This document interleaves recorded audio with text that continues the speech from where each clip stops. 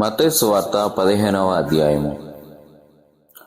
ఆ సమయమున యెరూషలేము నుండి శాస్త్రులను పరిసయ్యులను యేసు వద్దకు వచ్చి, నీ శిష్యులు చేతులు కడుక్కోకుండా భోజనం చేయుచున్నారే, వారెందు నిమిత్తము పెద్దల పారంపర్యాచార్యమును అతిక్రమించుచున్నారని అడిగిరి.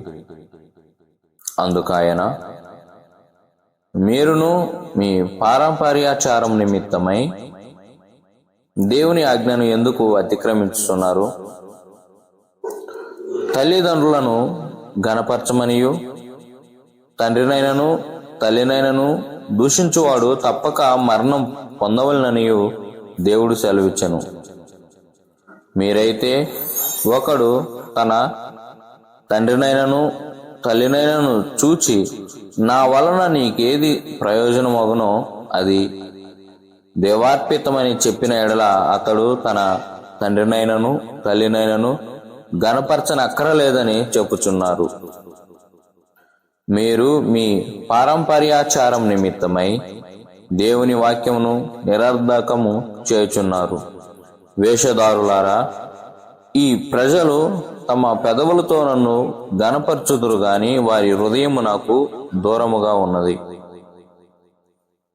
మనుషులు కల్పించిన పద్ధతులు దైవోపదేశములని బోధించుచు వారు నన్ను వ్యర్థముగా ఆరాధించుచున్నారు అని యెషయా మిమ్మును గూర్చి ప్రవచించిన మాట సరియే అని వారితో చెప్పి, జన సమూహములను పిలిచి, మీరు విని గ్రహించుడి.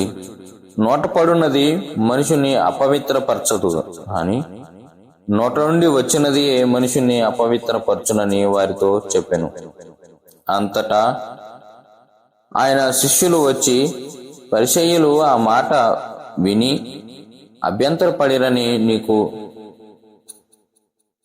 తెలియనా అని ఆయనను అడగగా, ఆయన, పరలోకమందున్న నా తండ్రి నాటని ప్రతి మొక్కయు పెకిలింపబడును. వారి జోలికి పోకుడి. వారు గుడ్డివారై ఉండి గుడ్డివారికి త్రోవ చూపుచున్నారు.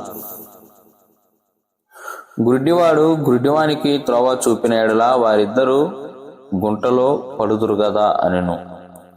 అందుకు పేతురు, ఈ ఉపమానము భావం మాకు తెలుపుమని ఆయనను అడుగగా, ఆయన, మీరును ఇంతవరకు అవివేకులై ఉన్నారా? నోటిలోనికి పోవునదంతయు కడుపులోని పడి బహిర్భూమిలో విడువబడును గాని నోట నుండి బయటికి వచ్చినవి హృదయంలో నుండి వచ్చును. ఇవే మనుషుని అపవిత్రపరచునని మీరు గ్రహింపరా? దురాలోచనలు, నరహత్యలు, వ్యభిచారులు, వేశ్యగమములు, దొంగతనములు, అబద్ధ సాక్ష్యములు, దేవదూషణలు హృదయంలో నుండి వచ్చును. ఇవే మనుషుని అపవిత్రపరచును గాని చేతులు కడుగుకొనక భోజనం చేయుట మనుషుని అపవిత్రపరచదని చెప్పాను. యేసు అక్కడ నుండి బయలుదేరి తూరు సీదోనుల ప్రాంతమునకు వెళ్ళగా, ఇదిగో ఆ ప్రాంతంలో నుండి కానాను స్త్రీ ఒకటి వచ్చి, ప్రభువా, దావీదు కుమారుడా, నన్ను కరుణింపుము, నా కుమార్తె దయ్యము పట్టి బహు బాధపడుచున్నదని కేకలు వేశాను. అందుకు ఆయన ఆమెతో ఒక మాట అయినను చెప్పలేదు. అప్పుడు ఆయన శిష్యులు వచ్చి, ఆమె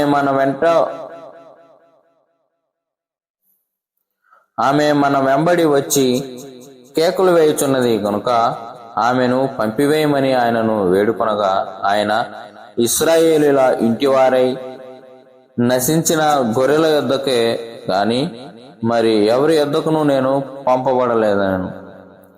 ఆయనను ఆమె వచ్చి ఆయనకు మ్రొక్కి, ప్రభువా, నాకు సహాయం చేయమని అడిగాను. అందుకు ఆయన, పిల్లల రొట్టెలు తీసుకొని కుక్క పిల్లలకు వేయుట యుక్తము కాదని చెప్పగా, ఆమె, నిజమే ప్రభువా, కుక్క పిల్లలు కూడా తమ యజమానుల బల్ల మీద నుండి పడు ముక్కలు తినును గదా అని చెప్పాను. అందుకు యేసు, అమ్మా, నీ విశ్వాసము గొప్పది, నీవు కోరినట్టే నీకు అవునుగాక అని ఆమెతో చెప్పాను. ఆ గడియలోనే ఆమె కుమార్తె స్వస్థత నొందును.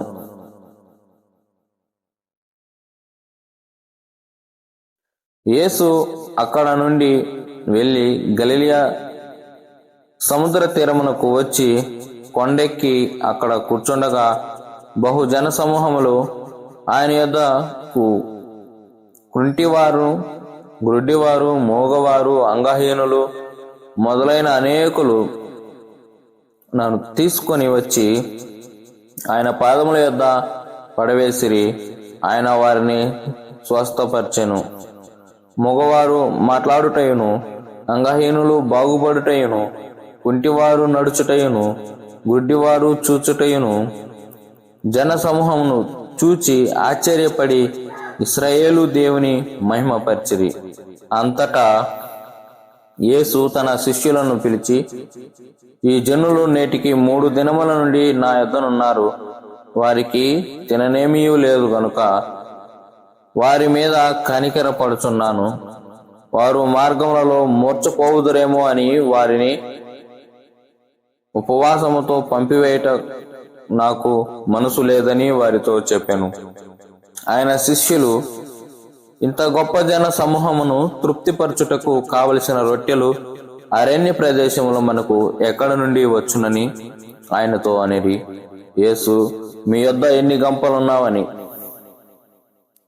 యేసు మీ యొద్ద ఎన్ని రొట్టెలున్నావని వారిని అడుగుగా, వారు 7 రొట్టెలను కొన్ని చిన్న చేపలను ఉన్నావని చెప్పిరి. అప్పుడు ఆయన నేల మీద కూర్చుండని జనసమూహమునకు ఆజ్ఞాపించి ఆ 7 రొట్టెలను ఆ చేపలను పట్టుకొని కృతజ్ఞత స్తుతులు చెల్లించి వాటిని విరిచి తన శిష్యులకిచ్చి, శిష్యులు జనసమూహమునకు వడ్డించిరి.